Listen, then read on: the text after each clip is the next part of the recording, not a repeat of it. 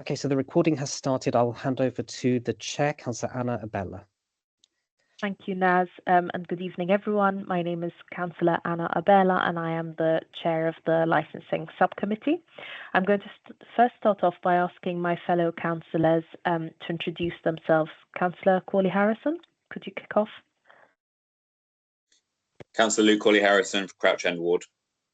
Thank you. Councillor Small? Councillor Adam Small for Hornsey Ward. Thank you very much. Could I now ask the legal officer to introduce himself? Robin Levitt, Senior Litigation Solicitor. Thank you. Could I ask the licensing team leader to introduce herself, please? Good evening, everyone. I'm Del Barrett, Licensing Team Leader. Could I ask the clerk to introduce himself, please? Good evening, I'm Nazia Chowdhury, Democratic Services, and I'm clerk to this subcommittee. Thank you. So we are hearing two different applications today. So I'm just going to start off with the first applicant. Do we have Miss Eugenia Moffat on the line? No, I'm not seeing her here, Chair. Shall I try Or her and make representative? No. Perhaps she's still... So I think that the person who's just joined is her representative. Mr. Ajay, are you here to represent Miss Eugenia Moffat, please? Sorry, who's joined us? So I think the gentleman called Godwin who's just joined us is Miss Moffat's representative. Mr. Ajay, can you hear us?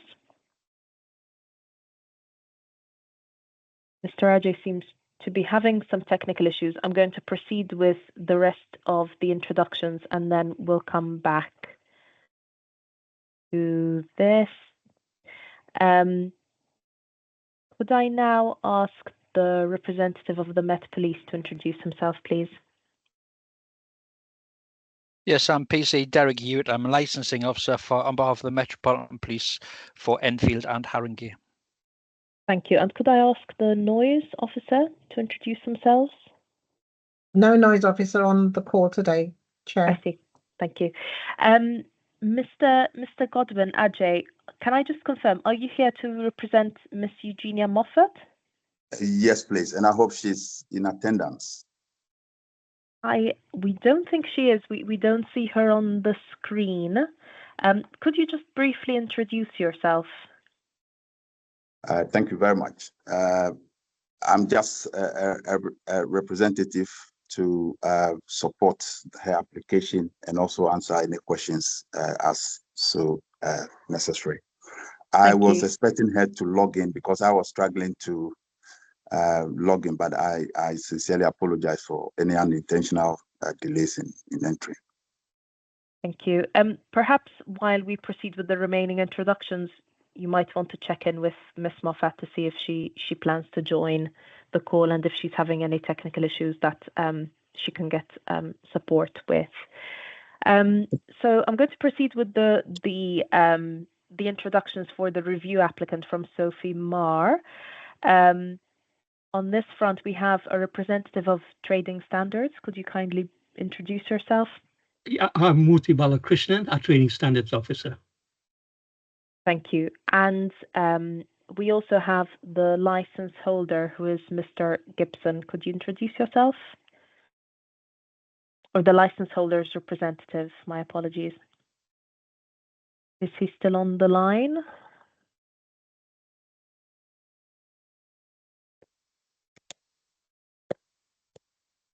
No, but the license holder appears to be, Chair. Yes, so Ms. Mozescu, would you like to introduce yourself? And in the meantime, I can see that Mr. Gibson is trying to rejoin the call. You're on mute, Ms. Mozescu. Thank you. Sorry for the delay. I've sorted my problems. Thank you. Can you hear me? Yes, we can hear you now. We were Thank just you. going to ask Ms. Mozescu to introduce herself, and then I'll come to you to briefly introduce yourself.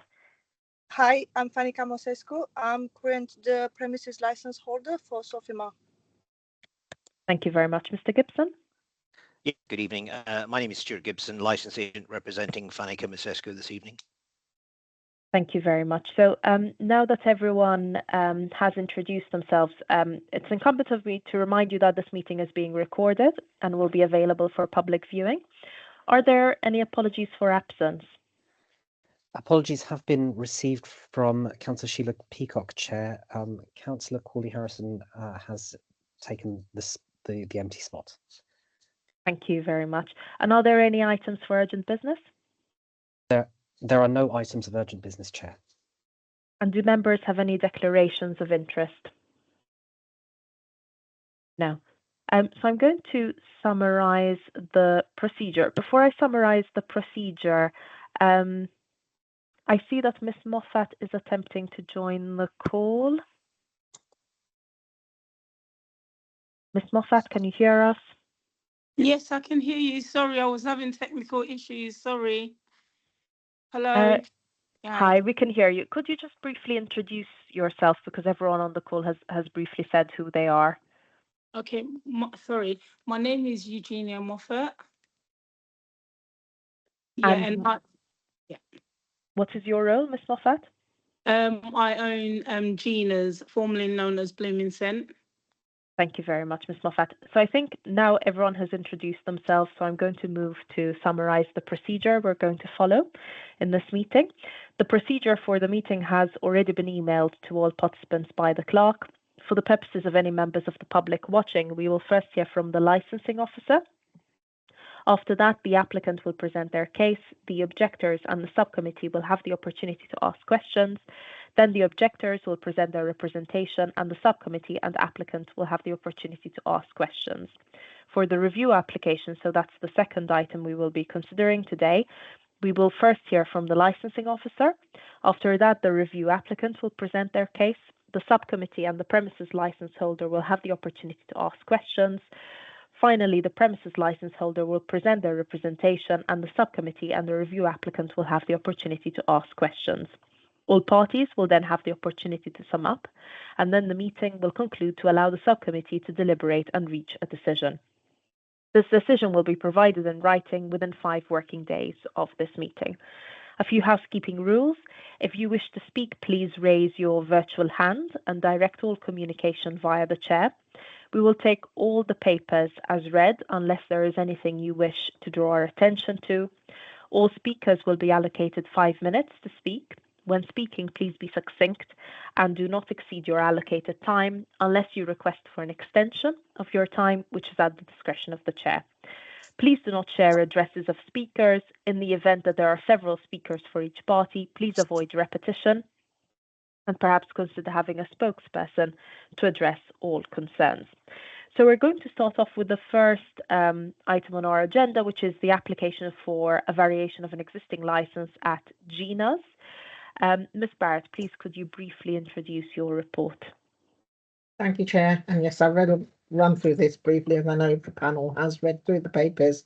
So we have the application for the variation at Gina's submitted by Eugenia Moffat, and it is seeking slightly later hours than it currently has. In summary, Sunday to Tuesday, 9 till 1 a.m. and Wednesday to Saturday, 9 a.m. until 3:30 a.m. There is a copy of the existing license at Appendix B, and you'll see in the patch here that there have been representations from the Metropolitan Police who are here this evening, and the representation from the Noise RA, which is at Appendix D, which I will cover up in a minute, Chair. So in terms of recommendations, in considering the representations received, the subcommittee can consider the following steps. Either to grant the application as requested, grant the application whilst imposing additional conditions or altering in any way the proposed operating schedule, or to exclude any licensed activities to which the application relates, or reject the whole or part of the application. It is asked that clear and precise reasons are given as to whichever actions the panel decide to take. In terms of background, the premises is located within the footprint of the Tottenham Stadium at the junction with Lordship Lane and High Road N17. There are residential properties facing the premises, which are impacted by late night noise from events and groups gathering on the high road, and the operator is able to apply for temporary event notice to extend trading hours in step with large events taking place at the stadium, should they wish to do so. At section 3 there, I've got the main elements of the licensing policy, and at 4, what the policy says around the licensing hours as well. Okay. The panel, I should clarify that the application is also it's seeking a larger an increase in size of the restaurant, and it's also asking for conditions to be removed, in particular in relation to the outside area. Just to clarify, Chair, that the outside area is on public land, so it'd be covered by a payment license under the payment license regime in any event. But of course, the panel can consider if there are any additional conditions it wants to put in place, in particular around, for instance, the prevention of public nuisance objective, possibly for this outside area. But there are conditions, as I say, within the payment license regime that also impose various conditions to limit or ensure public nuisance is not caused as well. Within the pack, Chair, you have got the representation from the noise team on page 4, probably page 39 onwards.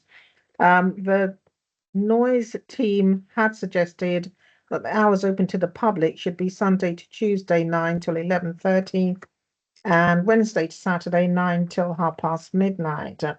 As far as I'm aware, Miss Moffat did email back to say that she was accepting the noise officer's representation. What she wasn't accepting was the representation from the police.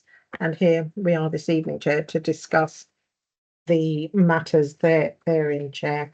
I think, Chair, just to remind you that the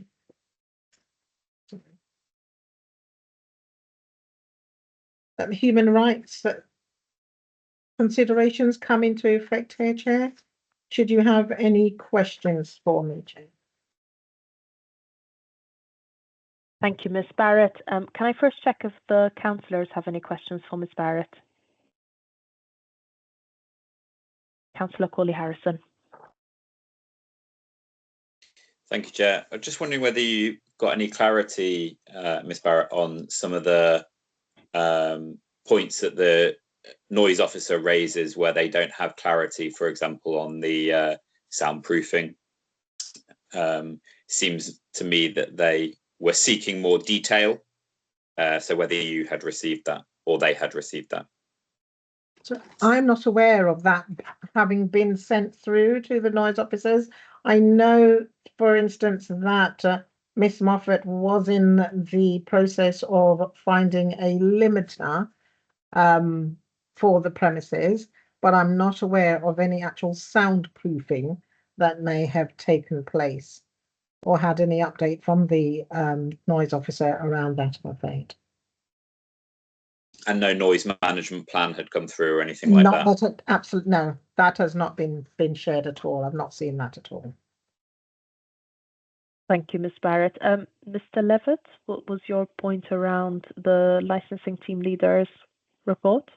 I don't know whether I'm just not seeing it or whether it's not there, but I can't find the license in the pack.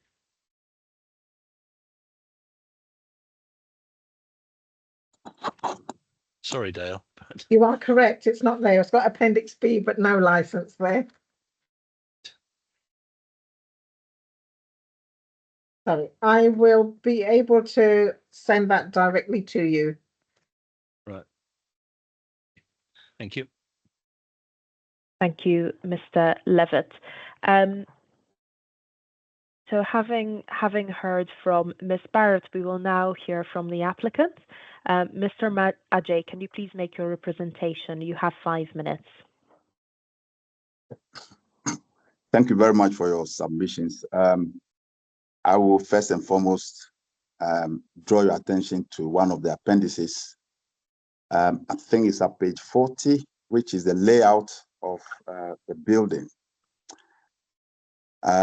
A very careful examination of the layout directly in front of the building or the premises is the job center, which will suffer no noise whatsoever. As you enter the premises to your right, again, you find about 200 yards away residential buildings, by my estimation.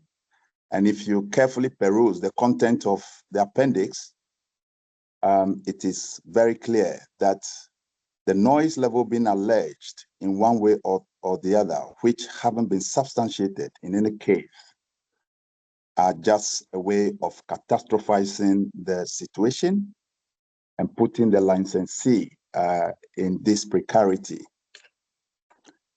Going forward, we have had submissions from the licensing office, and some questions were also asked.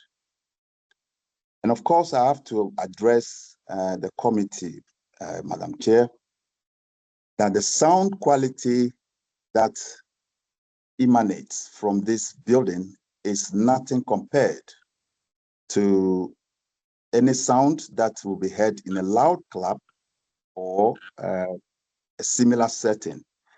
This is music that is contained within acceptable standards that have little or no effect if it comes to noise or making excessive noise, as previous reports have potentially addressed.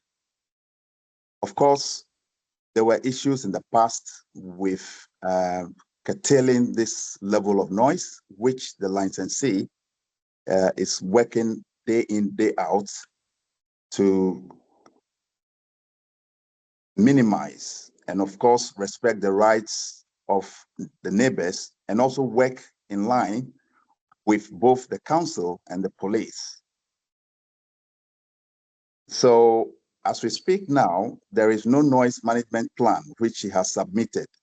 That said, there is still work ongoing to ensure that we all work collaboratively, both with the police, the council, and of course the neighbors.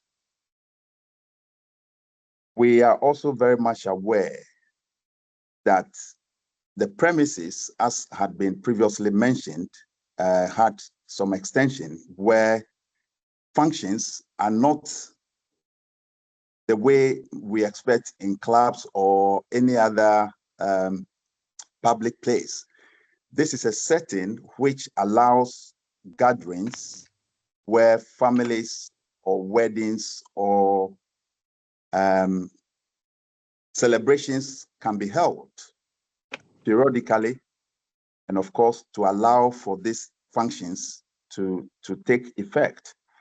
So the dates in question, which the licensee is trying to apply for or to be allowed to operate, is anything up to 3 a.m. Will be acceptable. Of course, we appreciate the 9 to 1:30 a.m.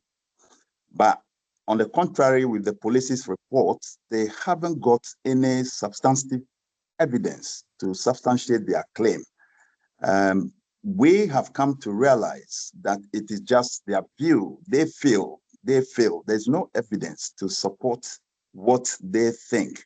And even if it becomes necessary, and as per my previous submission, the licensee is ready to work collaboratively with the authorities in moving forwards or being monitored over the next couple of weeks or even months to see how things go from there.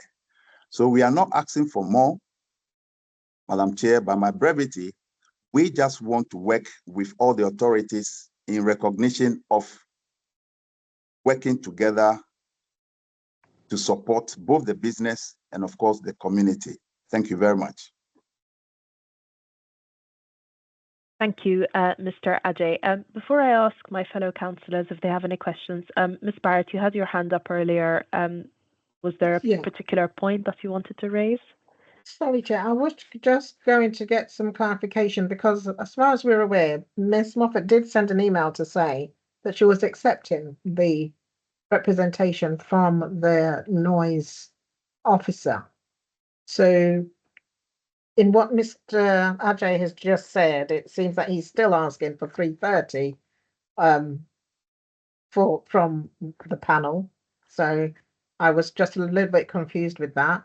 And also in terms of the noise, you were saying that it's just the unemployment office across the road. That's not the case, and I'm sure if Miss Moffat was to speak, she's aware that when noise nuisance has occurred, it's impacted the residential block directly in front of them and also to the side. So there are the Millicent Fawcett, I believe, on Lordship Lane side as well, that has been impacted when there has been events there taking place. And one that I'm aware of in August, in fact. I believe that was the reopening launch, and there were complaints and so forth as a result of that event taking place. Thank you, Ms. Barrett. Mr. Ajay, would you like to come back on the points raised by Ms. Barrett? Yes, thank you, Madam Chair. Again, we appreciate this issue had arisen at the time of the relaunch. It's not anything that continuously occurs, weekly, monthly, as we know. So that was a one-off incident which had been taken care of, and all measures are now in place to curtail any such occurrences. Thank you, Madam Chair. Thank you, Mr. Ajay. Can I also pick up on Ms. Barrett's first question? So, if I understand correctly, and please do correct me if I'm wrong, the applicant has accepted the proposal of the noise team to have hours open to the public from 9 to 11:30 on Sunday to Tuesday and Wednesday to Saturday from 9 to midnight. Is that your question, Ms. Barrett, that these hours had been accepted? Could the applicant or the applicant's representative confirm that this is correct, please? Moms, sorry, no. The reason why I came to this panel to have this appeal is I didn't agree with the 12:30, and I just felt, because the police suggested 1 o'clock, and then the noise team said 12:30. So I replied to say, okay, can we settle and work with the 1 o'clock? And they said no, the 12:30 is that's why I've come to this panel now. That's why I'm here with the hearing. So I didn't agree with the 12:30. So I just want to make sure I've understood. So I'm looking at page 41 of the pack. And in that pack, the noise team proposes Sunday to Tuesday, 9 to 11:30. And Wednesday to Saturday, 9 to midnight, which I understand. When you're saying 12:30, you mean midnight. Yes. So you have not accepted the noise team's proposal to from 9 to midnight. I see. If I understand correctly, and again, if the licensing team leader wishes to correct me, please do. If I've understood correctly, the noise team was under the impression that you had accepted, and this is possibly why they're not here this evening. No, sorry. I'm just going to take the licensing team leader first, and then I'll come back to you, Ms. Moffat. That would seem to be the issue, from what I can see, Chair. The officer, I don't know if I can actually call him into the meeting, but yes, he was advised that the conditions had been accepted, and he was standing in for the officer that had actually made the representation. So I think there's been a breakdown in communication in that regard, Chair. Thank you, Ms. Barrett. Was there anything you wanted to add, Ms. Moffat? No, Mum. I had a call on Friday from I think it's Mr. Graham from the noise team, a member of team from the noise team, and said, "Oh, is there a way we can move forward?" I said, "Yeah. They said, have I accepted the conditions what they sent me?" And I said, "No. The way forward is I'm waiting for the hearing on Monday, and this is what I'm waiting for." So he said to me to send a message to him to let him know if what my request was. And I said, "Okay, I'll pass on to my solicitor and I'll get back to him and I'll see him on Monday." And that's why I'm here. Thank you, Ms. Moffat. I'd like a bit of clarity from the council's legal officer on this point, because I understand there's been a misunderstanding here, and the noise team understood that Ms. Moffat had accepted their proposal, but she is saying she has not. And so the noise team is not here, but we have their written representations. Can we proceed on the basis of that we understand the noise team's position based on their written representations, or should we attempt to call them into the meeting? I would say that we should, in the first instance, attempt to call them into the meeting. I haven't seen the basis on which they understood that the conditions had been agreed, but it may be that we get to a point where either we accept that the noise team aren't here, but take account of their representations because, for better or for worse, they'd understood they didn't need to be here because their conditions had been agreed, or alternatively adjourn off to have a hearing when they are present to give those representations. I'm without knowing more, I'm not in a position to say whether we can say, or you as chair can say, they are not justifiably absent, and therefore we can take no account of what's been said. It's a bit of a compromise, a bit of a cobbled together compromise to say we'll look at the written representations. I suppose to some extent, again, unfortunately, for various reasons, I wasn't able to go through the paperwork before this meeting. I don't know to what extent there is overlap between the police and the noise team objections, and whether, in taking account of what the police have to say, you're taking account of what the noise team would have said in any event. Thank you. I see Dale has her hand up, so I suspect she's about to clarify something for me. I hope so. I'll hold my hand up to this one because the noise, as I said, the noise officer did in fact join on the meeting, but because I was advised that by their officer that it had been agreed, I'd said to him he didn't need to be here, and it's his night of duty, so I've emailed them, but I believe they were just going to start their shift later after the meeting, after they'd finished here. But because I've said that they weren't needed, they probably now started their shift basically and responding to matters. But there is some overlap within the noise representation and what the police have submitted in. And the noise officer has given quite a good explanation all the way through, really, on the representations as to why they're asking what they're asking for and the things and why they're asking for those particular conditions for the panel to consider. Do we perhaps have a telephone number from someone from the noise team to see if? Yep, Chair, I think I've got a message from somebody in the noise team. Charlie? No, Charlie's from the trading standards. He's coming for the next Okay. matter. Okay. All right. Well, then I don't, unfortunately. Are you able to call them, Dahlia? Let me see if I can get a number for them. Yeah.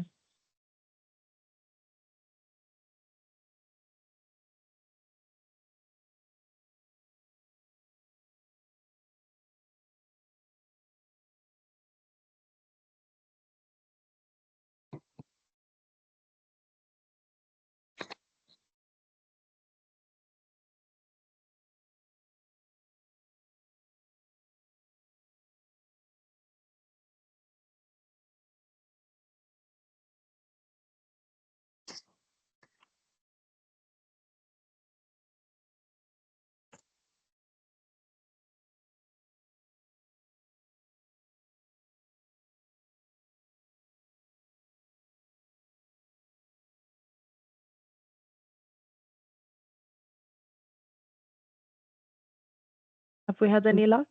No, sorry, Chair. Mr. Levitt, do you think, given that we have an almost 5-page report from the noise team, and I think we understand what their position is, do you think we can proceed on the basis that we understand what their the only point I would make is that position you do have to accept that because the noise representative isn't present for cross-examination, that you need to be a bit the weight to which you give that the weight that you give to that evidence is something that you have to consider, but you should consider the fact that it hasn't been cross-examined in making that judgment. Thank you. That's clear. So if the other committee members are happy to proceed, we are going to proceed in the absence of the noise team, but if we can continue to make efforts to contact them to see if they can join, I think that would be helpful. So if maybe Ms. Barrett, you can keep an eye out for any emails from them to see if they're able to rejoin. So I'm now going to turn to my committee members. Do you have any questions for Mr. Ajay? Councillor Small. Excuse me. Thanks, Chair. Hello there, Mr. Ajay. Can I just a few points of clarity, please? I understand that Ms. Moffat is not accepting the noise team suggestion that the premises stays open to the public Wednesday to Saturday until 12:30.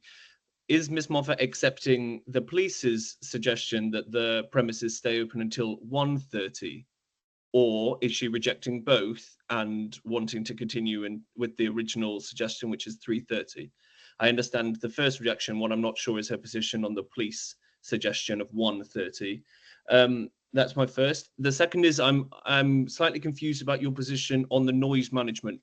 You seem to both suggest that it wasn't an issue at all, and there's no history and there's no evidence, but also that there is a history of noise disturbance, and that Miss Moffat is on top of it and managing it and putting in measures to deal with it that are appropriate. So if you could please clarify the position of whether you think there is noise disturbance or not, and what mitigations you're suggesting to put in place. And thirdly, perhaps Councillor Small, let's maybe pause with 2 questions, hear the answers, and then come back to further questions, because it will be difficult to keep track otherwise. So, Mr. Ajay, if you could start off with your answers to these 2 questions, and then we'll get back to Councillor Small. Thank you once again for your submission. I have always made it clear that the noise level we're talking about here within the premises is nothing compared to the loud noise that is heard elsewhere, including the clubs. This is completely minimal, and everything is being done to continuously improve the noise level. Let's also please be clear that sometimes in the night it has nothing to do with the premises. People driving past, people moving from one shop. For instance, there is this off-license, which is within close proximity. People moving to and fro can also equally be making noise. So there is no definitive attachment of noise to the premises in question. Sorry, Mr. So Ajay, a noise abatement notice was served on the premises, though, wasn't it? this, I believe, was during the relaunch, which had been taken, the reopening, which had been taken care of. And if we have to retrospectively monitor the noise level or the performance level of the premises, nothing has ever been recorded or reported since that inception. There isn't that because of the restrictions? That would be because of the restrictions put in place as a result of the previous failure to manage the noise, isn't it? Because as a consequence of so there have been complaints from residents about noise and disturbance from the premises. So a noise abatement notice was put in place. So that those conditions that have been placed upon you are also contributing to the noise. I understand your point. It may not be as loud as a nightclub. It doesn't really matter whether it would be as loud as a nightclub. What matters is whether the noise is appropriate from this premises and the disturbance that may occur from this premises. We also understand that it is London and there are other noises.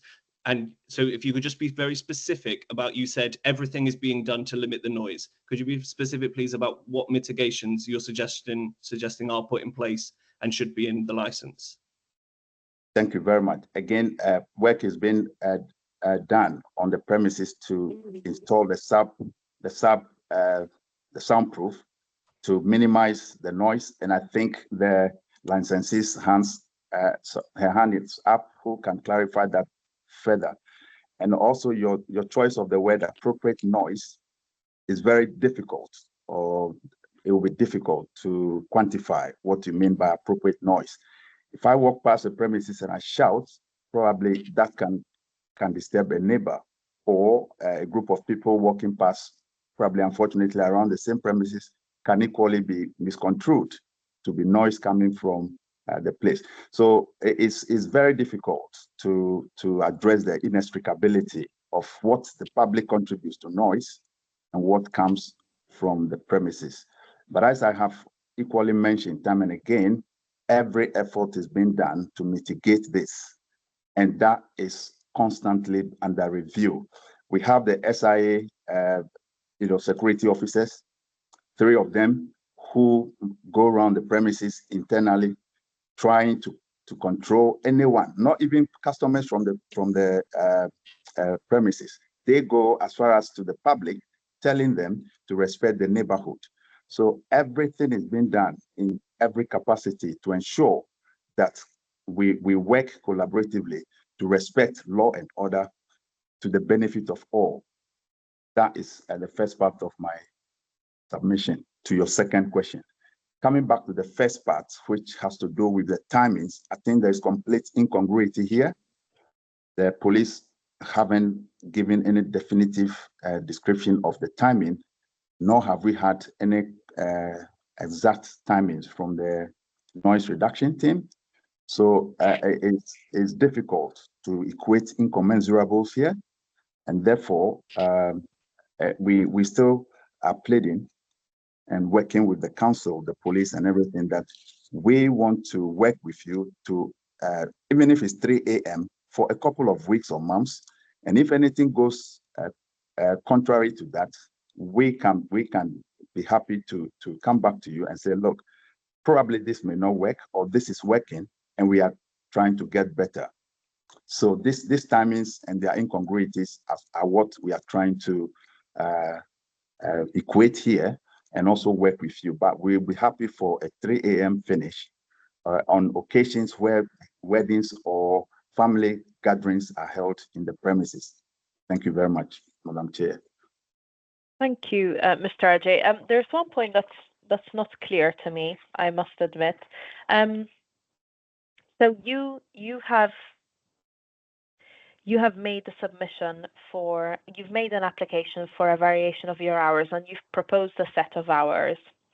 The police did not agree with these hours, and they have come up with their own proposal for your hours, and the noise team have also come up with a proposal for your hours. Is your position that you don't accept the hours proposed by the police and the hours proposed by the noise team, and you are continuing to ask for the hours set out in your original application for a variation? Yes, please, madam. Okay, so those are the hours on page 1 and 2 of our pack. Yes, please. From Wednesday to Saturday, 23 hours to 3:30. But again, the 3:30, we don't mind coming to 3 in the morning.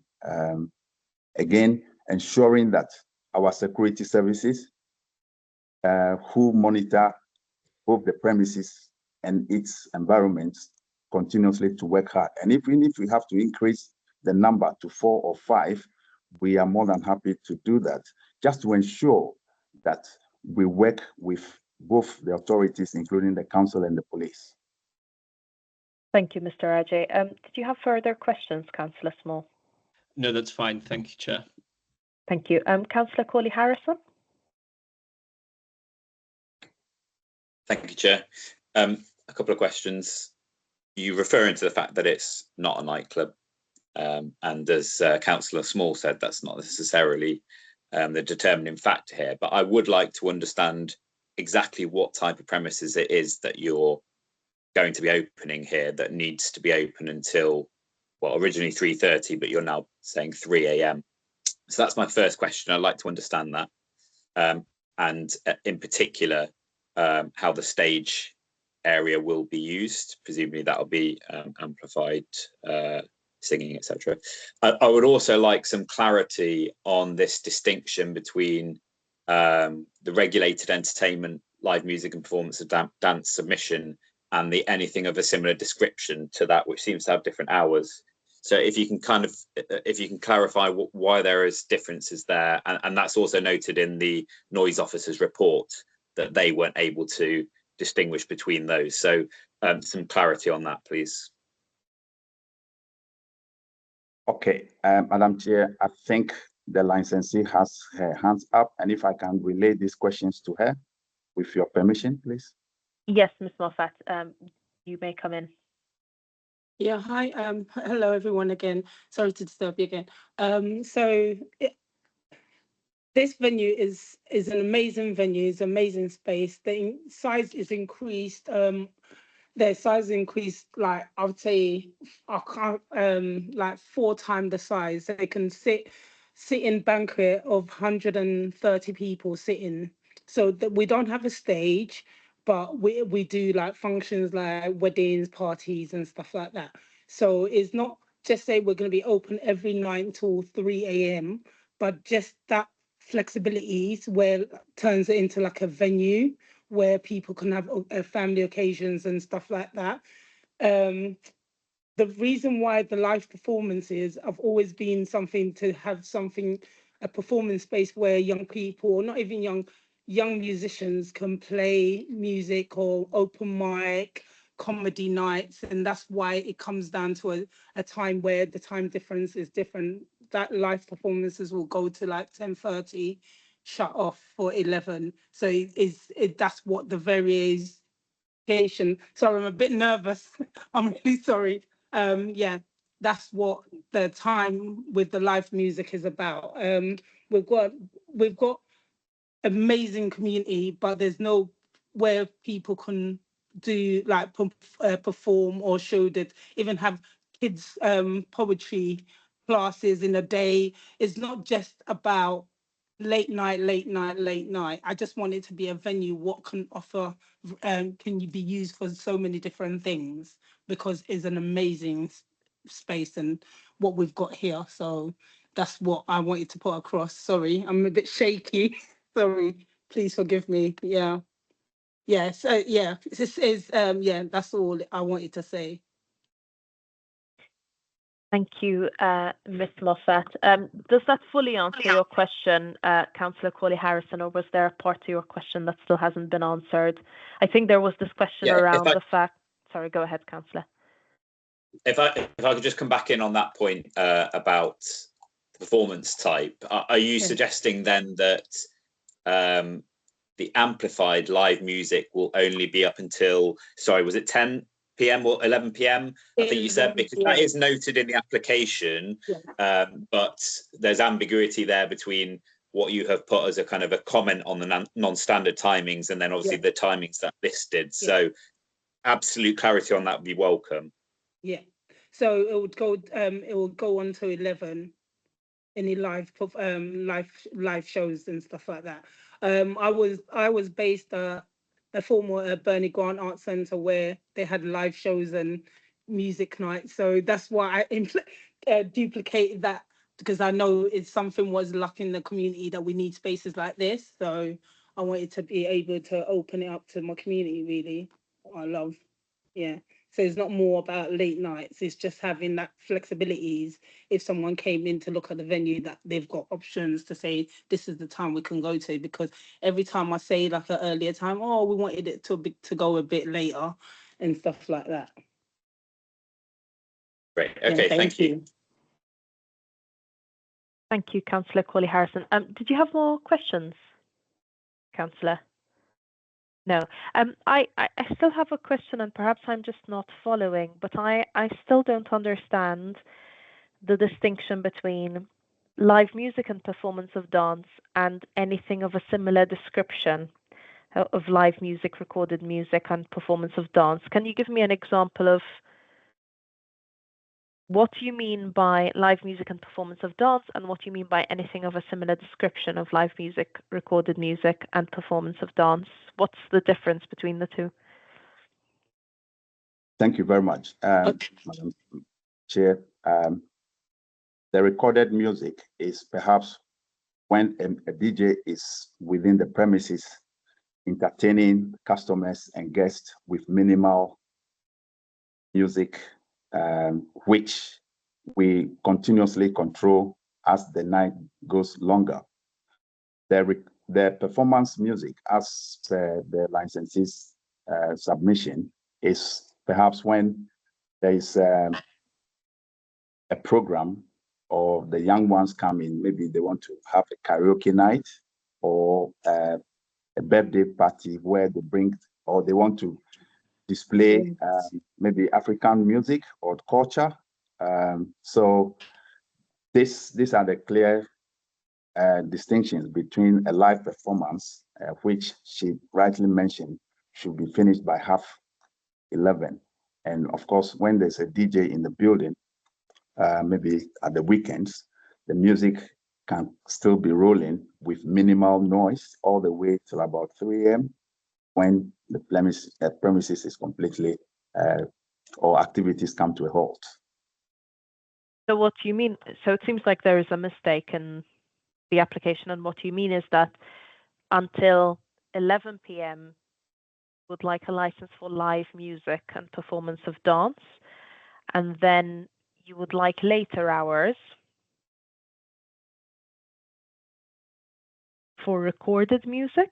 So you'd like to go on with recorded music until 1 o'clock Sunday to Tuesday and 3:30 Wednesday to Saturday. Am I understanding that correctly? Yes, Madam Chair, but the timing was 11:30, not 11. For the live music? Music, yes, please. The application does say 11, Chair. Yes, on page 1 it does say 11. Oh, okay, I could be wrong, and I apologize. Yeah, that's right. 11. Okay. Thank you. Thank you. Sorry, yeah. All right, thank you. I have a few more questions. So first of all, Mr. Ajay, you said that work is currently being done to soundproof the premises. Could you give us an update on the status of this work and when the soundproofing is likely to be completed? Thank you. As it stands now, we monitor the noise level, especially standing away from the premises, probably about just about touching the job center to see whether the music is very loud, or we go as far as to the premises or the where residents are, to check whether the music level is reaching that far. Over the weeks and periods gone, we haven't had any loud music played, and nor have we had any such disturbances. Management is also trying to invest some cost into buying devices that can curtail this. And I think the licensee's hand is up. And if you can please indulge here. Yes, do come in, Miss Moffat. Yeah, hi. What can I say? The licensing team has been amazing in the sense that anything I want to learn or anything I want to know, I could phone and they support me 110%.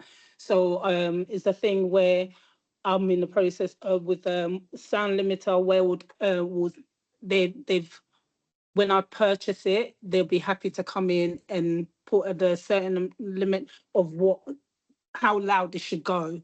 So they'll help me set that up. So they've been very supporting, I must admit, and they've been amazing to that extent. So it's all about just waiting for this. I've already inquired what company would provide it, and then the licensing. They put my hands on it. They've been amazing. They've said they'll come and fit it in for me, and then they will contest out where the volume, what limit it should be. Because I would say, to me, it might be this high, and I'm not too great on what it should be, but they will help me set that up. And then, finding devices, like the problem is not just the noise inside, the people outside congregating outside the decking area. We've got like a large pavement of things, and we've got a decking, what is attached to the high road, where you get homeless people sleep there, drink. So a lot of things go on there. So that's why I've put in place of more security, so they literally go outside and move people on, and just to keep the streets more calmer and stuff like that. Even some of it, they've got nothing to do with coming in here or being part of here, but they just tend to congregate around that area. So just anything when there's an event on, I always make sure I put a licensed person outside who monitors that and moves that on. So I don't want to fall out with my neighbors. I love my neighbors. They're the ones who've been keeping me going all these years. So it's all about just making sure that we've got space where we can use what people can use as well, and then everybody else is happy for us to be where we are, really and truly. So with those things, putting the windows, making sure the windows are shut, because they've put air conditioning system into the building now, so there's no need for it to be so it's hot, so that windows are open, so noise leaks out and stuff like that, and the front door is always going to be shut and stuff like that. Yeah, that's what I wanted to say. And thick curtains, where we put curtains, and we put things in to stop noise going outside or trying to escape through all the little cracks or whatever. Yeah. So yeah, every little thing to stop noise going outside, I'm 100% working on it to make sure that doesn't happen. Thank you, Ms. Moffat. And related to this, the noise team said that they would expect to see a noise management plan that the council would be able to review and approve before deciding on your request for extended hours. Have you drafted this noise management plan, and has it been shared with the council? Yeah, we've done something prior to that, and I sent it to the licensing team. Dida, I'm sure I sent it to your team. Ms. Barrett? Sorry, Chair. I will take a look for that. I have not seen anything on this file that resembles a noise management plan, and certainly nothing has been notified to us either coming into the noise officers either. Okay. Chair. Thank you. I just have a couple more questions. So one of the concerns raised by both the police and the noise team is that your premises is located next to Tottenham Hotspur. So it's an area that on match days can be quite lively.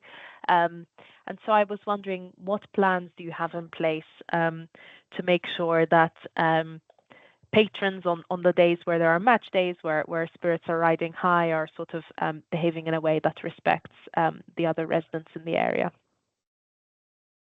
So I'd say, like example, the NFL we had, it was in a great occasion. We had the space to accommodate people. So where we're situated is by the traffic lights. That's where the road gets closed off. So our space is used a lot where a lot of people pour in. So just having loads of security inside, making sure people are safe. And just keeping the doors open, people using our public, like, the toilets. We've got loads of toilet facilities. So people just walk in and using that. And it's not like it's more of a family orientated type of space. It's not a space where it's dark, it's bright, vibrant, open plan, very light, like, the lighting all very is bright in here. So it's not anything that it just makes it more family orientated, because I feel like half the time where there's not, the spaces are all packed in, people are packed into small spaces. This space is enormous, so more people can fill the space and they feel safe. We haven't had any issues. I've been in the space for about 13 years before it got renovated to this bigger space. So I haven't had any issues even when it was an old space, when it comes to, I think we showcase what we do best where we are and show what Tottenham is all about, really. We've never had any incident ever. Thank you, Ms. Moffat. I just have one final question for you. So I understand that you haven't accepted the times proposed by the noise team, but in addition to the hours that the noise team proposes, they also propose on pages 42 and 43 of the pack a series of amendments to your current conditions. Okay. So to give you one example, one of your current conditions is that the licensee will ensure patrons leave the area promptly upon closing without littering, and they are proposing to change this to the premises license holder shall manage patrons at egress to ensure they leave calmly and with minimum disturbance to the neighborhood. And there are a few other amendments to the conditions on pages 42 and 43. Have you reflected on the suggestions from the noise team, and do you agree with the amendments that they propose? Oh yeah, 100%. So making sure people move on swiftly and not loitering outside. I've put that in place already, so that happens swiftly now. And closing, so if we just say 3 o'clock is not going to meet, we're going to close at 3 o'clock on the dot, we're going to close like 2 o'clock. So people will work time to clear the building and clear the streets. At least by 3 o'clock, people would have been dispersed and the place will be empty when I put that in place. And then the outside areas, we already clean the front of we always pick up any bottles or anything. I've always got a thing with things being left on the streets, loitering, like stuff on the streets, because anyone can pick it up. Where we are is a glass building, and if someone was to pick up anything and put it through the glass, I don't think we'll be able to. The cost would be humongous, and safety of what people are doing on the streets is 100% important to me. So that's one thing. The staff and the security as well ensure that there's nothing like that is out on the streets. We're at the end of each shift, we just go and just pick up stuff and just tidy it up. Thank you, Ms. Moffat. Councillor Colley-Harris and Councillor Small, do you have any further questions for the applicant? Ms. Barrett? Sorry, Chair. I was just going to clarify some pointers, please. Just in case you're thinking that Ms. Moffat has been there for 13 years. So the actual original premises license was granted in December 2022. And I will send over, as I've said I will do, to the legal officer for when you go off into deliberations. But the current operating hours allow Monday to Sunday, 10 a.m. to 10 p.m. across the board. Okay.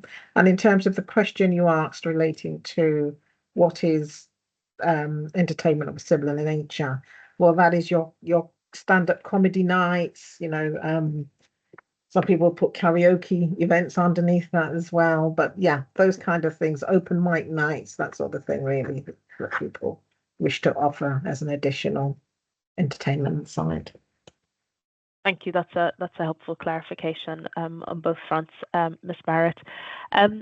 Hewitt, would you like to ask the applicant any questions? No, I'm fine, thank you. I think I'll address everything in my very brief representation. I've just been listening carefully, so thank you. Thank you very much, Mr. Ewart. So on that note, we'll hear from you, Mr. Ewart. You have 5 minutes. Thank you. Just for point of order, it's Police Constable Ewart. I don't take offence by Mr. Ewart, but that is my official title, so appreciate that. Thank you. Our representation, in essence, doesn't differ greatly from the noise nuisance team.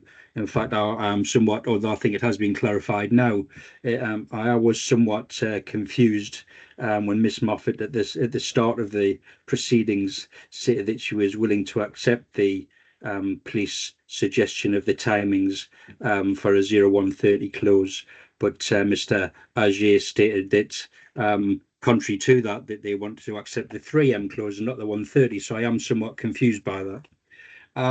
Our submission, in essence, is exactly as has been mirrored. The premises are situated in Tottenham High Road.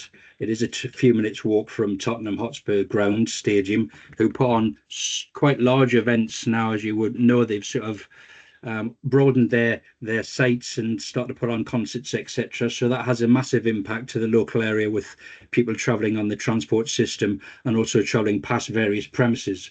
I am somewhat encouraged, however, by Mr. AJ's statement re cooperation with the authorities, and he stated their operating strategy and has mentioned SIA, etc. I don't think that was on the original operating schedule, so I am somewhat encouraged by that. Our position is quite simply that there are residential properties, contrary to what Mr. Agier says, in the vicinity, and in the past that has been caused issues to local residents, as highlighted by the fact that there has been a noise abatement notice served on the premises, and a noise abatement notice, I hasten to add, that was on the premises, not on individuals walking past shouting and screaming, etc. Although I do take on board what Mr. Agier says, and it's hard to be somewhat specific when they're all passers, revelers walking by, etc. But on that occasion, the noise abatement notice was served on the premises. So there is history there, and then indeed, contrary to what Mr. Agier says, it is not unsubstantiated noise on behalf of the police. We can't substantiate that in as much as the local authority received complaints from the local community on that. So that statement is erroneous in nature. We think that with the premises serving alcohol till 3:30 in the morning, this does heighten the risk of crime and disorder and antisocial behaviour taking place without adequate safeguards being in place. We believe the premises might be at risk on match days when other nearby premises close, and supporters will be continuing drinking, possibly at that location. However, Mr. Agier has stated that they've got SIA security on, so one would assume that will be that risk will be negated in some measure. We feel that due to the location, it would affect residents' enjoyments of their homes, as has been previously highlighted, when patrons possibly would congregate outside the venue, smoking, being loud, etc., which has happened in the past, I believe. All this would have a knock-on effect to the residents' quality of life, with the later licensable activity taking place, with a continued risk to crime and disorder and public safety. It's also worth bearing in mind that 3:30 AM on weekdays terminal times is it's right into the early hours where people are working, right into the very early hours of a working day. That's something to bear in mind, which could, of course, affect people's sleep patterns, etc. We feel that in line with the local authority suggestions of the timings, we suggested that the terminal time should be at 1:30 in the morning. We felt that all our suggestions, Mr. Agier said that we hadn't submitted any timings. We have, it's there in the pack. You can see that, and you can see that our timings, we feel, were effectively not haggling over, but effectively speaking about 2.5 hours difference effectively. When that 2.5 hours, if you've got incidents whereby you want to have parties, etc., or any special events, could be catered for by way of TENS applications. We don't differ in any great way to the noise team. We don't differ in any great way to the local authority in their submissions either, and that is our submission and the reasons for it. Thank you very much, Police Constable Ewart, and my apologies for not addressing you with the correct title. I was looking for your title in my notes and I couldn't find it, so I thought saying Mr. would be playing it safe, but I did not intend to cause any offence. No problem. Thank you very much. Councillor Small, Councillor Cawley-Harrison, did you have any questions? Councillor Cawley-Harrison? Thanks, Chair. Thanks, Constable. You referred to the fact that both the police and the council can substantiate the noise complaints. I'm just wondering whether you have detail there of how many either noise or ASB complaints the police had received regarding this premises, and if any, whether any visits had to take place by the police because of it. Councillor, unfortunately, I don't have that those details available. So I guess in terms of substantiation now, no, I don't have those details available in order to help you in your decision. I do apologise. Okay, thank you. Thank you, Councillor Cawley-Harrison. I just have one question, Police Constable Ewart. So in your written representation, you say that you believe that the premises will be a risk on match days when other nearby premises close. And so you believe that supporters will continue their drinking at this location.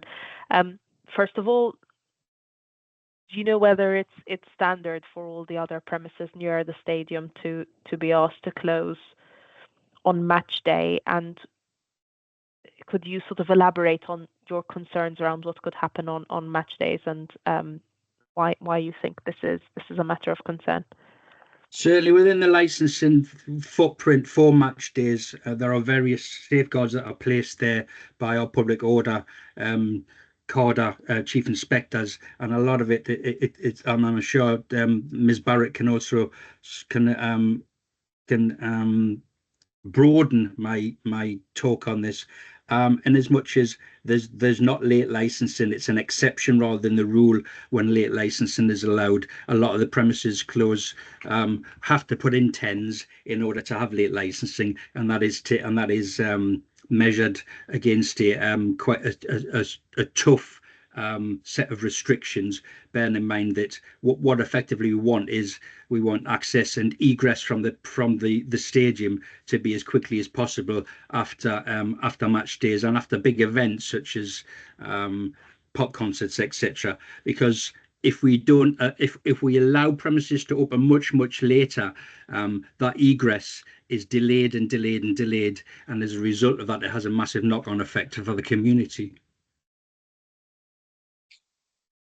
Thank you, Police Constable. Ms. Barrett, did you want to come in on the rules around the policy around match days? Yeah, so as Constable Ewart just said, that's exactly the reason why these measures are put in place, and the various licensed premises are encouraged. Well, they know that they should put in submit applications for TENS if they want to extend any hours, and that is looked at through, if it's a football match day, it's looked at through the lens of what level, what category football match it is, and the issues around that.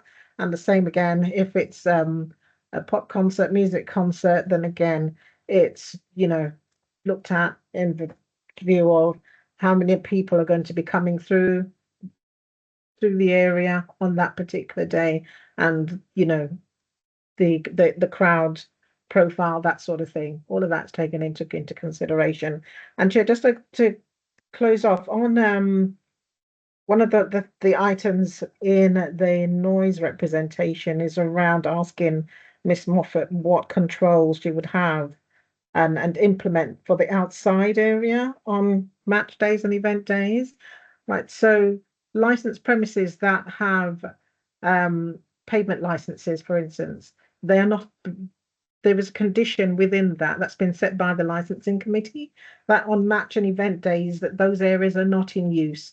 So we don't allow any additional furniture to be out in a crowded space, basically, that, you know, if anything did go off, then they could end up being missiles or whatever.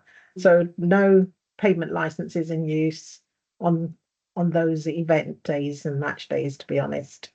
So the expectation is that that area would not be in use. Crowds will be inside the premises, or, you know, making their way towards the stadium and back out again for the egress. And can I just specify, is that something we would have to set out in the decision, or is that the standard policy already? It's worthwhile. I would say, obviously, Mr. Levitt may advise you differently, but I would say it'd be worthwhile covering it off in this under the crime prevention objective, let's say. You know, and it doesn't hurt that it's also a condition on the pavement license in any event. Thank you. That's very helpful. Ms. Moffat, did you want to come in? Yeah. So that condition will already apply to it. So on match days, we don't put any furniture or anything outside the building anyway. So that was made very clear to me previously that, you know, that's not something. No furniture should be outside, and that's what we do. We don't put anything out at all on match days or any event days. Thank you, Ms. Moffat. That's helpful to know. Ms. Moffat, Mr. Ajay, do you have any questions for Police Constable Ewart? Well, I think, thank you, Chair. The questions I would have loved to ask had been answered because the police don't seem to have any data of incidents recorded specifically addressed to the premises. Of course, the coup happened within proximity. Could you phrase your intervention as a question, please? Thank you. May I know from the Chief Constable, if that addresses him properly? Apologies if that isn't.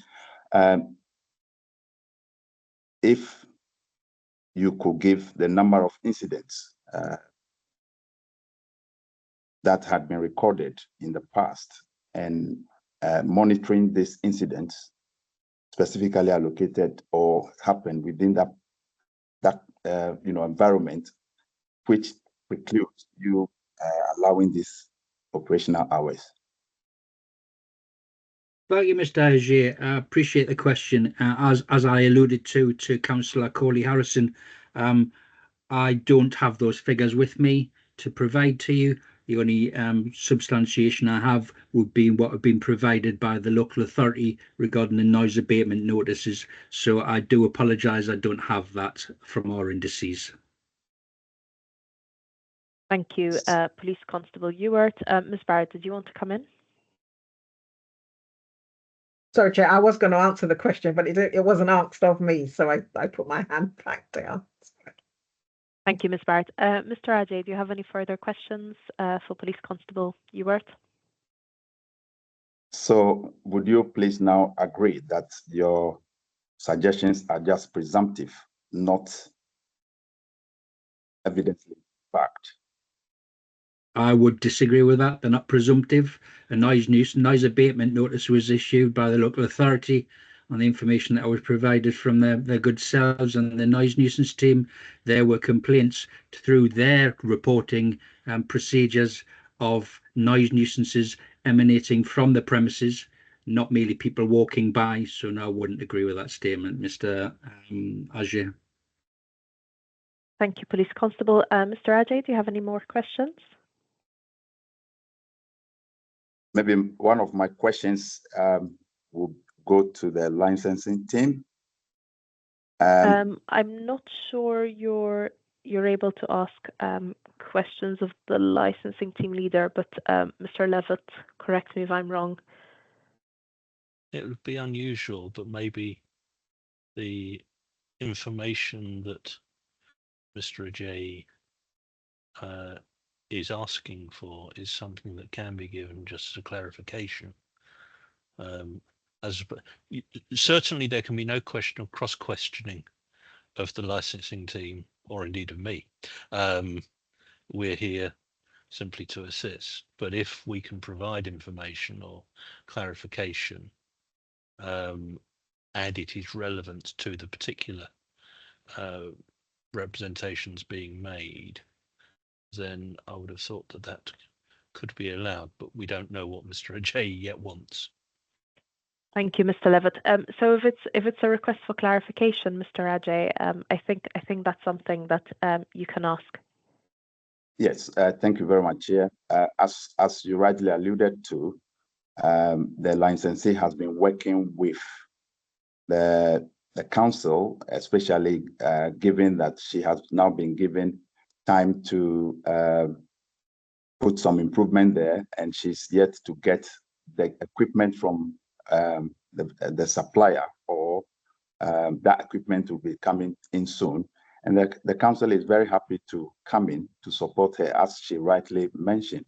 So, of course, your assistance is welcome on such views, and it's just for the good of all, both the community, the authorities, and for the business. So thank you very much for all your submissions. Thank you.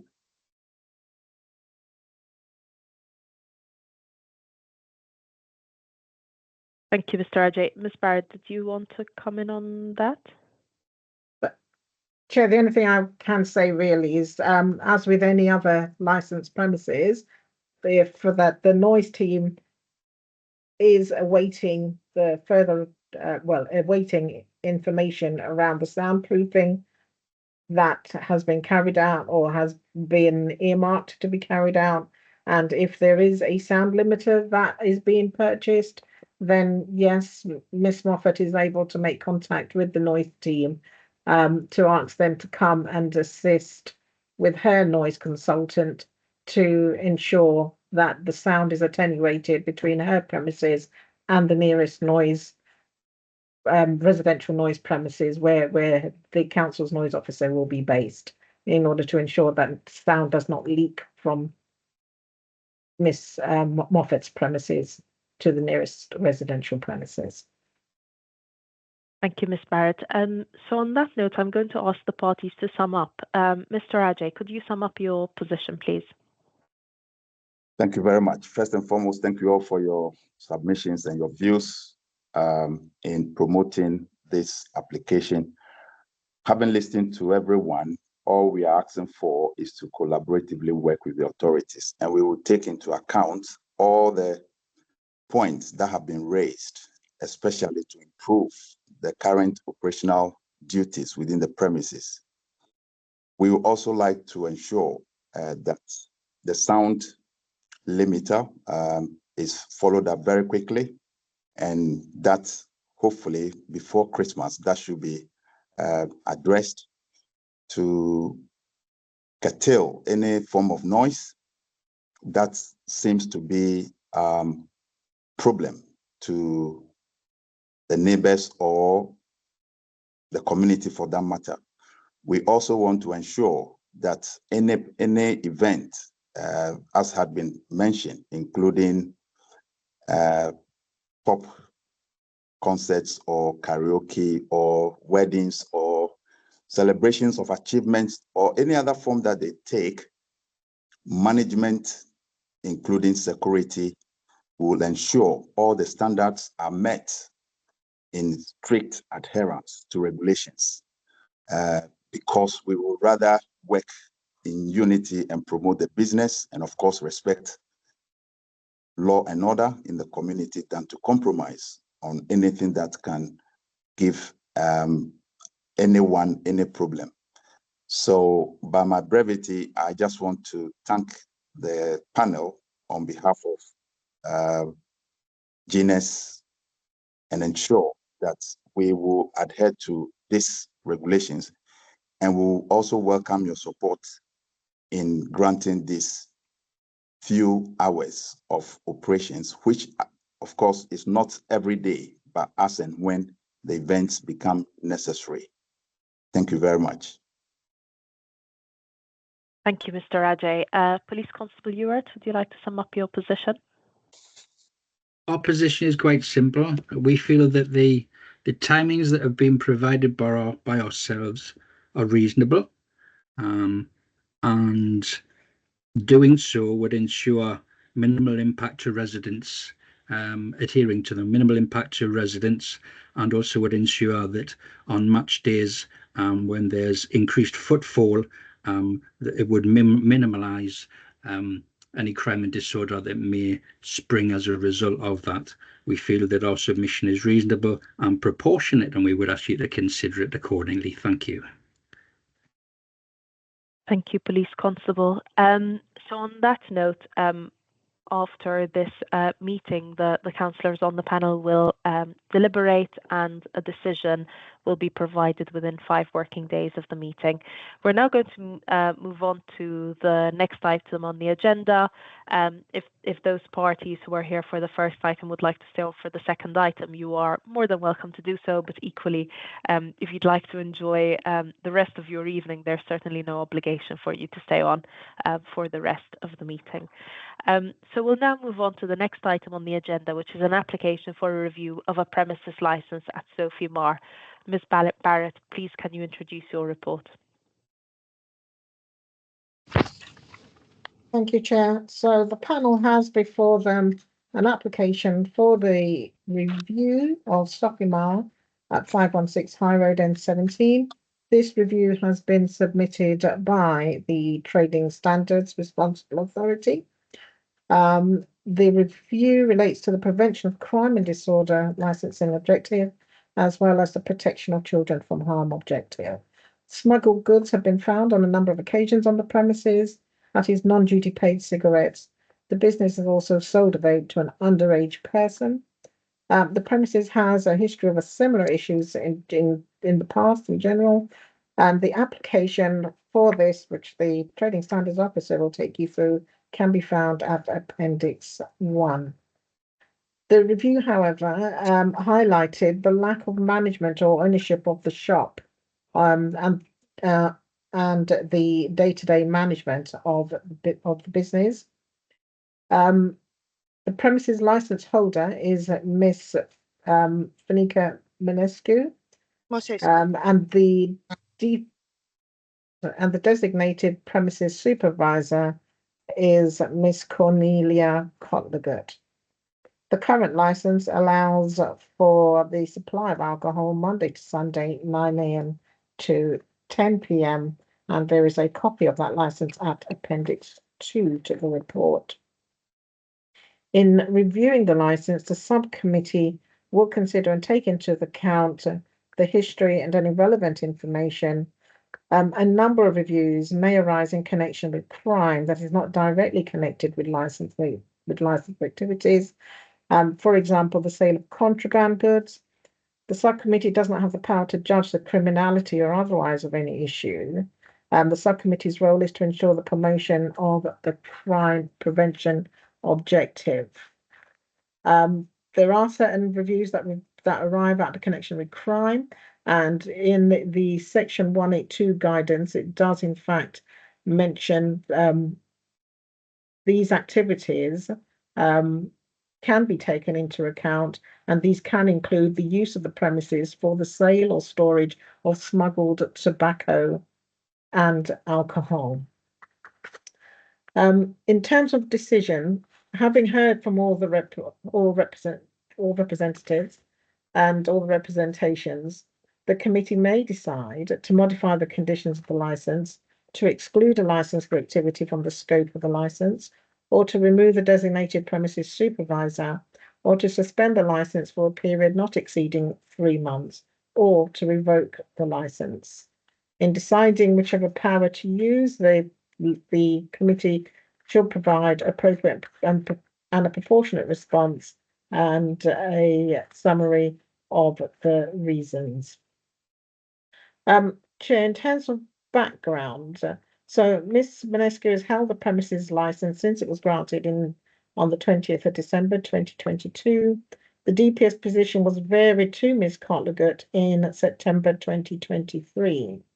There was attempts made to contact Ms. Manescu, and we were able to make contact with her on the 14th of October 2024 by phone. And at that time, Ms. Manescu explained, in fact, on the 16th of October, that she had actually been away from the premises for some months and hadn't been involved at all. The current review and the possible implications and outcomes were explained to Ms. Manescu, and the application to transfer the premises license and the impact of the objection was also explained to her. Ms. Manescu reiterated that she was not involved with the premises in the last 7 months, and she had paperwork to show that she had sold the business on. Sorry, Chair, there has been some updates to all of this. So you'll see on page 47 there that the licensing authority had received an application to transfer the license to Mr. Garu. That application was objected to by the police and was then subsequently withdrawn by the applicant. And I've provided there some further background and details also. However, the panel has been sent the update from Mr. Gibson, and he's able to speak to that information that he has provided, where he's saying that Ms. Basescu is in fact back at the premises and is in control of the day-to-day running of the premises. We have today received an application to vary the designated premises supervisor to Ms. Basescu's name. So that will go through its 14 days of, it takes immediate effect, but it will go through its 14 days for the police to be able to give a response on that in due course, Chair. Chair, you have within the pack various documentation that the Trading Standards Officer will take you through, and I've also included in the pack an explanation about OPCC and the initiative to combat illicit tobacco trade and crime, Chair. Can I just, before I close, Chair, point out on the documentation that Mr. Gibson had put through, he had helpfully gone through the offered conditions to say what was agreed and what was not agreed by his client. And he's pointing out that some of the conditions proposed, because it was around tobacco, that it could not be considered or could not be conditioned under the license. But I think if we look to the section 182 guidance, in particular section 1127 and 1128, I think it's fair enough to say that the expectation from that is that if there are issues on licensed premises of serious crime, and smuggled goods having smuggled goods being a crime, then the committee's attention is engaged on this matter and can consider such conditions as proposed. There, I will leave it, Chair, if you have any questions for me. Thank you, Ms. Barrett. Councillor Small, Councillor Corley-Harrison, do you have any questions for Ms. Barrett? Councillor Corley-Harrison. Thank you, Chair. Thank you, Ms. Barrett. And one of my questions was going to be on the cigarette condition that you just referred to, which has been covered off. So my other question is on the other proposal, which wasn't agreed, which was around the period of suspension of the license for 6 months. Was that an oversight by the licensing team that it was 6 months? And the licensing team is in agreement that 3 months is the maximum, or is the position different?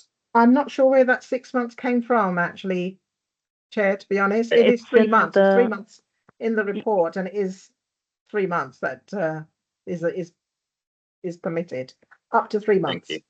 Yeah, Thank you. so I was going to ask the same question. I think the issue is that the trading standards team has recommended on page 58 a suspension of the license for 6 months.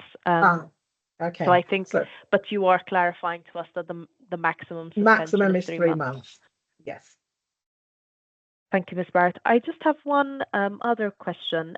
You mentioned that Ms. Mozescu made an attempt to transfer the license to another person, but this did not go through because there was an objection from the police. Are you able to tell us what grounds the police objected on? I can do, yes. So,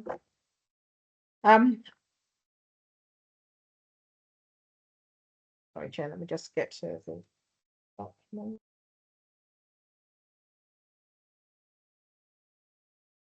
So, the transfer application was from a Mr. Daniel Stigariou.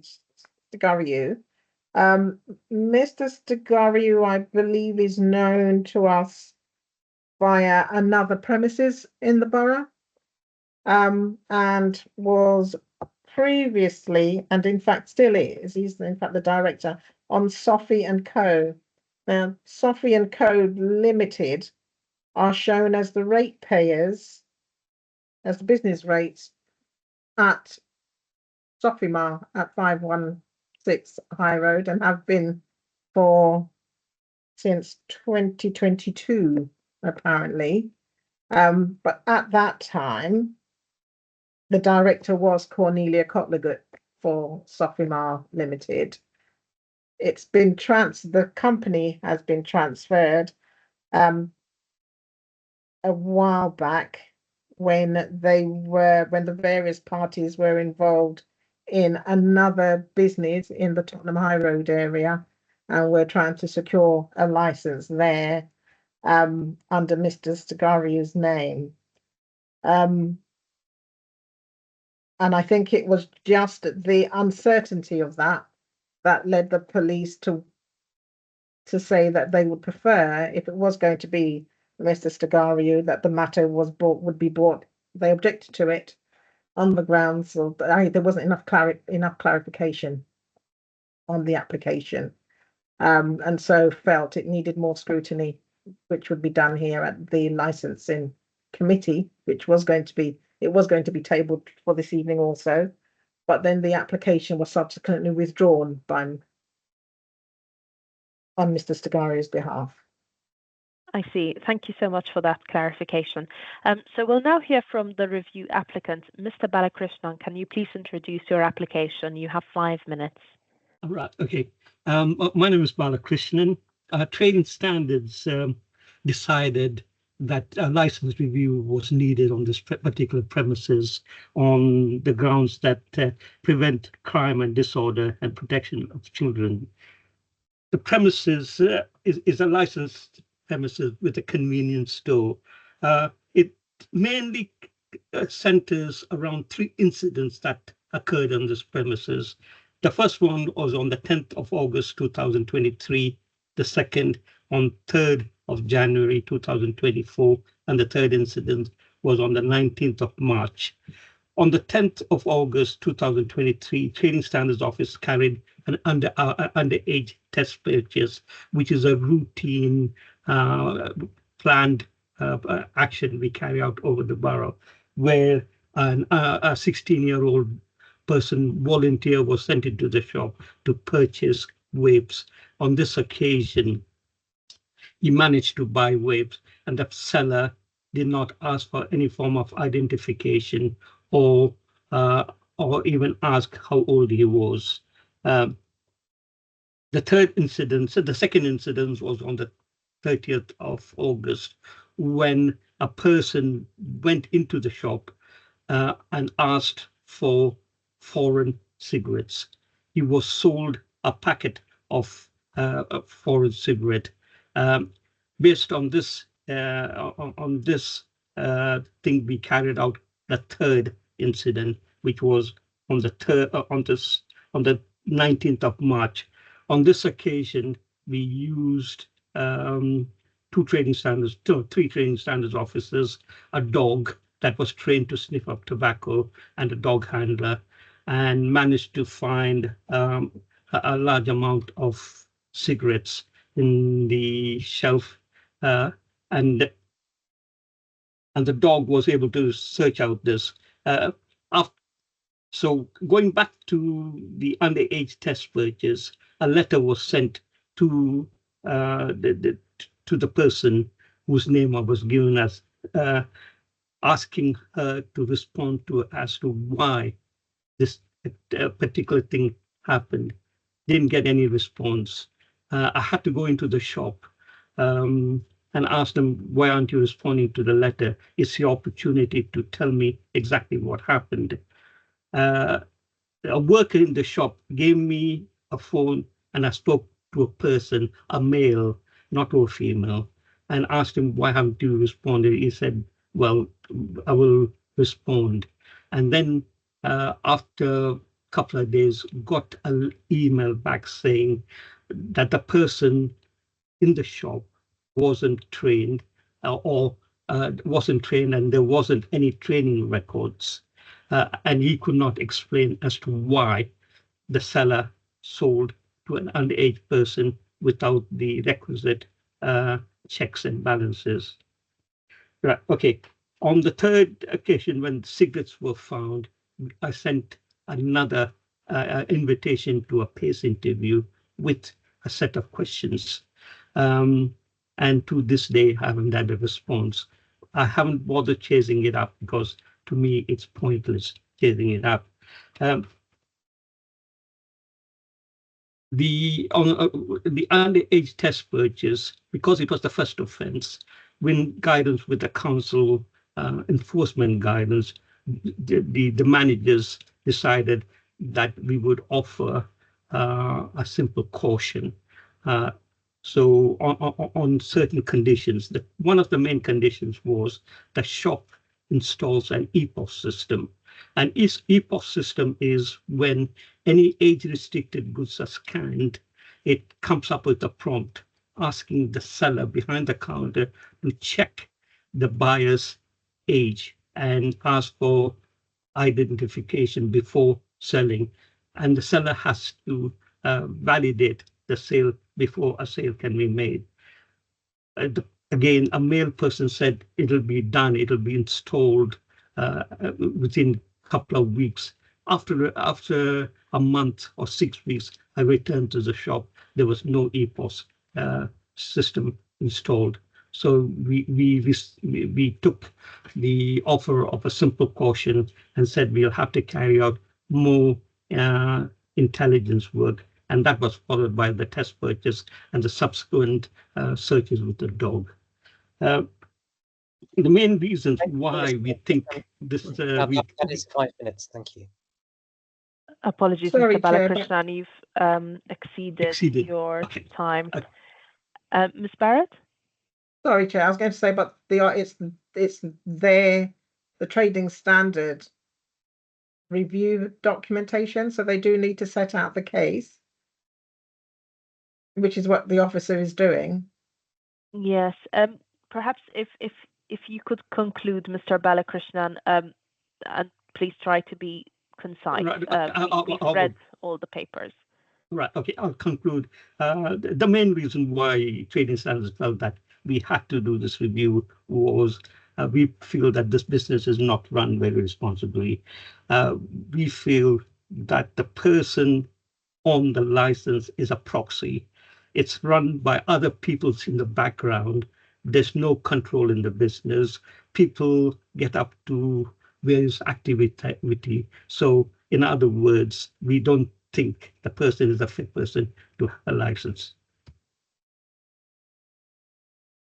Thank you, Mr. Balakrishnan. Councillor Small, Councillor Colleague-Harrison, do you have any questions for Mr. Balakrishnan? Councillor Small? Yes, if I could just please ask Mr. Balakrishnan, on the suggested condition in the report regarding the ultraviolet light to verify the duty-free mark or the duty-paid mark. Can you just clarify how common a condition that is, how frequently used, sort of how verifiable it is, how necessary it is, basically as a suggested condition? Yeah, we impose that license on premises that have previously sold illegal cigarettes. Genuine ones have a marker built into the cellophane covering. So with the LED light, it shows up to say whether it's genuine or not. Because what most people who have stocked illegal say that they couldn't differentiate between the fake or the genuine one. This is one way of stopping them selling that. Thank you, Mr. Balakrishnan. Thank you. Thank you, Councillor Small. I just have one question, Mr. I just have one question. You concluded your intervention by saying that you believe that this premises is being run by a proxy. Could you shed some light on what you mean by that? I've been to the shop a number of times. I've never spoken to a female person. It's always a male person who said it'll be done and thing.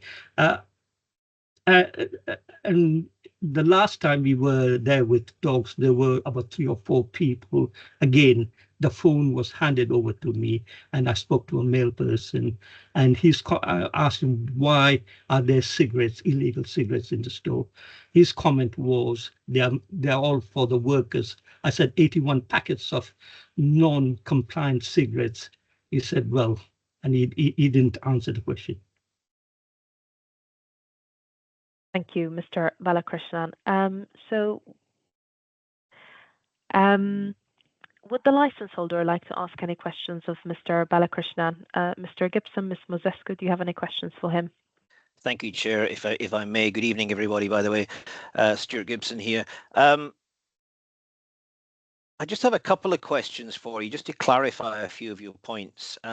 You stated that after the underage sale took place, you sent a letter out and you got no response. So then you went to the shop to speak to somebody. When was that? Can you remember roughly? What month? It's in the pack.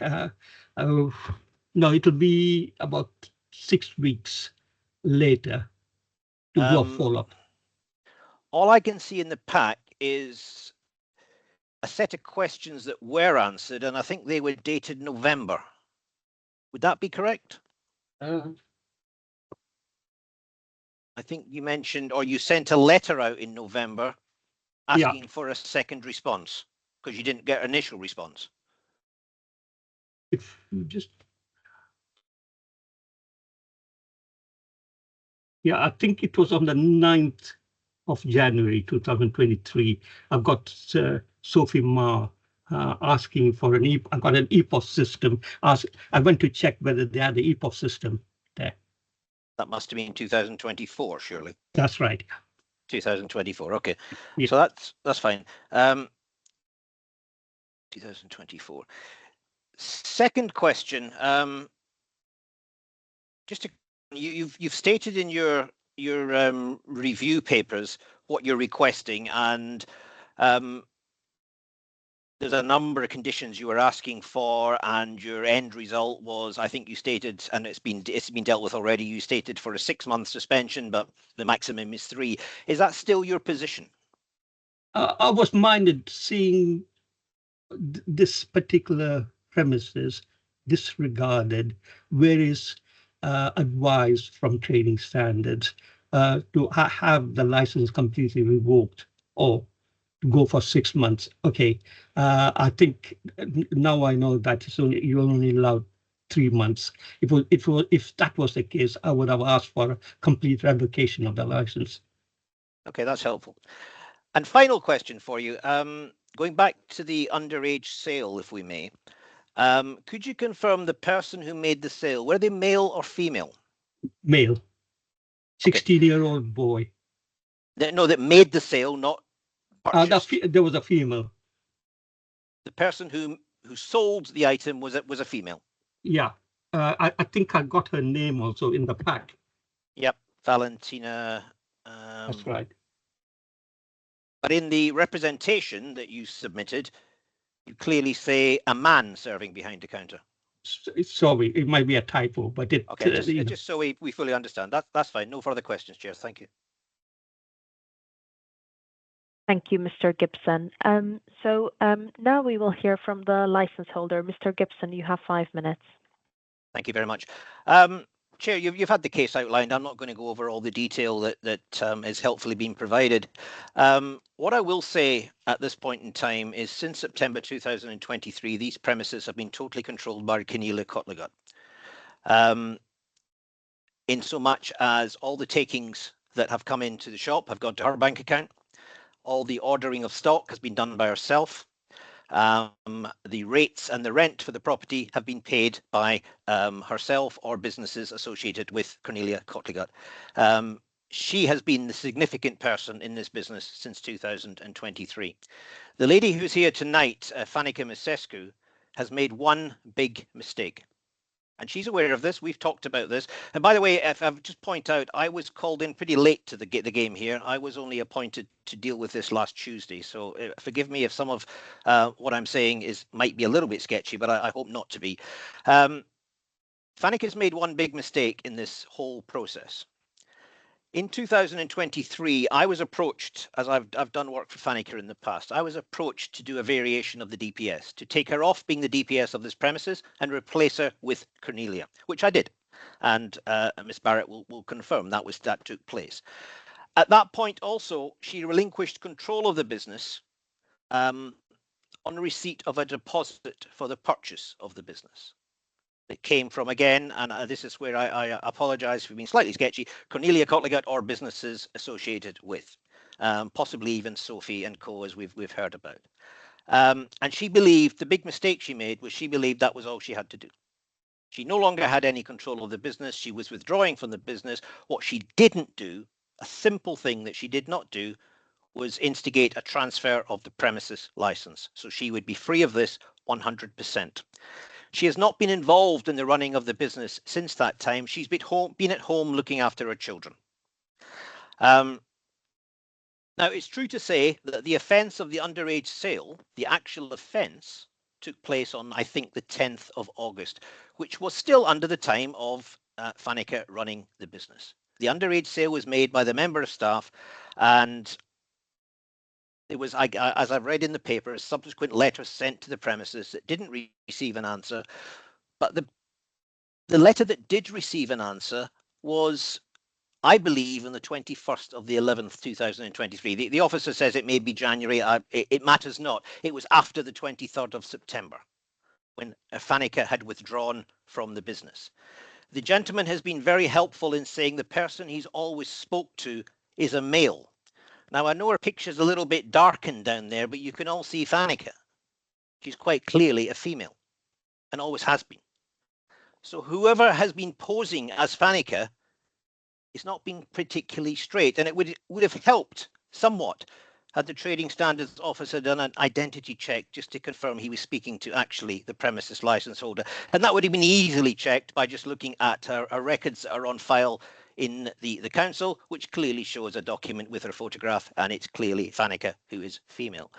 Since the 23rd of September 2023, she has not been running this business. It's been run by others. Now, the reason you had a DPS variation request in today, it was one of the conditions that the Trading Standards Officer asked for. Now, I could quite easily have come along here tonight and said, yes, we'll change the DPS. And it could all be seen as, yeah, blah, blah, blah. Yes, you're going to do it. I wanted to show intent. So we got that done in advance of the hearing.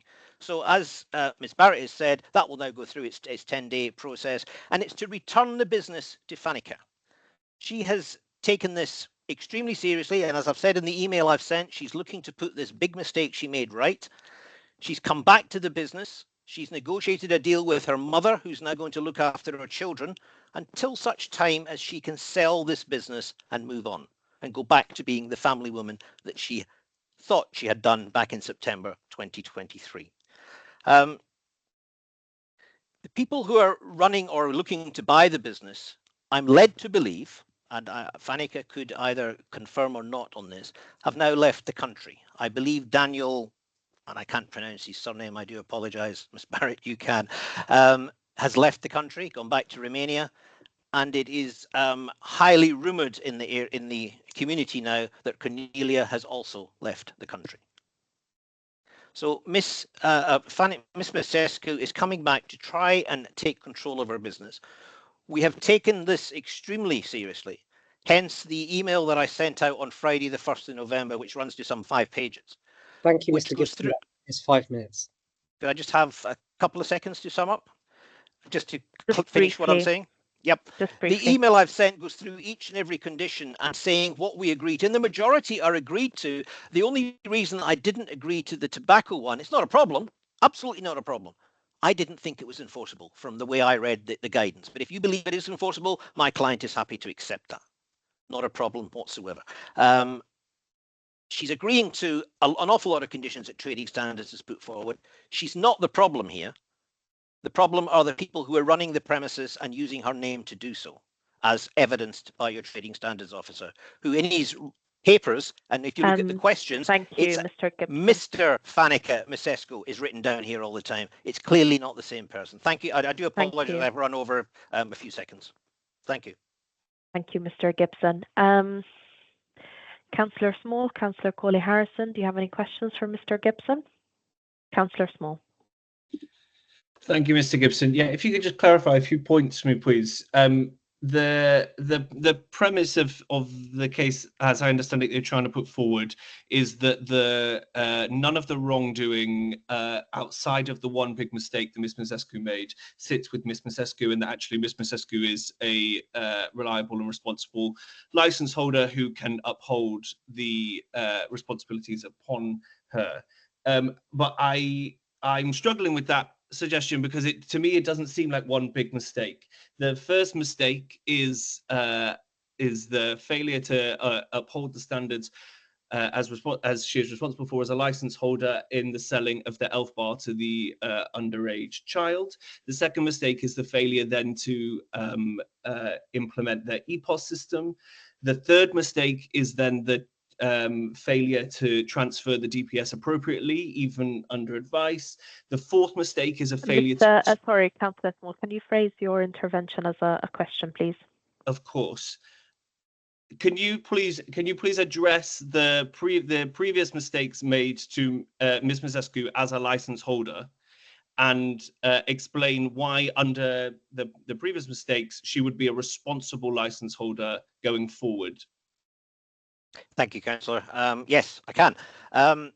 As I've said in my email, and I think I said in submissions this evening, the underage sale was made under the stewardship of Ms. Misescu. She was the premises license holder and she was the DPS on the 10th of August when this took place.